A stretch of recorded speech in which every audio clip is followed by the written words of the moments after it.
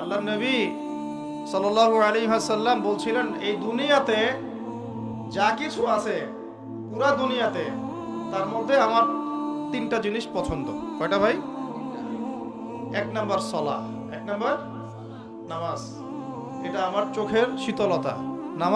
নামাজে দাঁড়ালে আমার হৃদয় শান্ত হয়, চোখ ঠান্ডা হয়ে যায়। এটা নবী সাল্লাল্লাহু আলাইহি ওয়াসাল্লামের পছন্দের। দুই নাম্বার, এই পুরা দুনিয়ার মধ্যে আমার পছন্দ হচ্ছে সুগন্ধি। কি পছন্দ? সুগন্ধি। 10টা টাকা যদি আর্ন করেন, 1 টাকার সুগন্ধি কিনেন, সুন্নাত।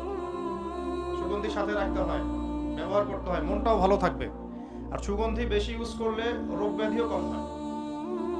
3 নাম্বার হচ্ছে স্ত্রী। 3 নাম্বার কি?